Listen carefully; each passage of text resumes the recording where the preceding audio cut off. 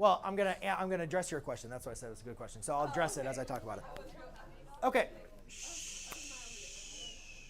So because I was just gonna move along that point, but now that I know that you have a misunderstanding for it, it's a great way for me to approach that stuff. But then I have some people that are talking and not paying attention as I'm speaking, so therefore it takes a little bit of time for me to get class's attention. But then we go ahead and get started. All right.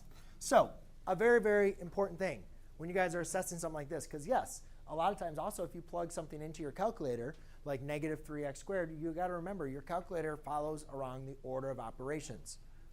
You follow the square first, and then you multiply. So technically, this is, or think about it like this, x squared. So whatever's in the parentheses is really around the x. You're raising around the parentheses to the square. So the negative is actually outside of the function.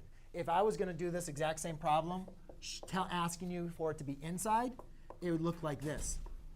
Now, actually, I would even like this question even more, because you guys probably haven't seen this at all. Because in Algebra 2, we never had a negative inside the function.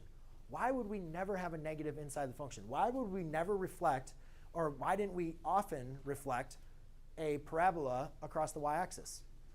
Because it's already reflective about the y-axis. Now, yet we can actually do some more things in more advanced, like this year now we can do more things. But in Algebra 2, when we're just trying to teach you general reflections, there's no point in just reflecting over the y-axis, right? It's the exact same graph. But obviously, once we bring in transformations, it can get more confusing, but that's another topic. So anyways, yes, it's being multiplied on the outside. So therefore, it's a reflection. So therefore, you just say reflect x-axis. Over here, it's inside the function. We always have sine of an angle, which we'll spend more time on this year. It's always sine of an angle. So therefore, that's inside the function. So that's reflect y-axis. You always take the logarithm of a value. So therefore, that's inside the function. It's inside the parentheses. So that's reflect y-axis.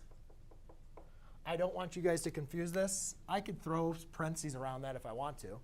That doesn't mean it's inside the function now. What is the function? The function is the square root of x. So it has to be inside of that function.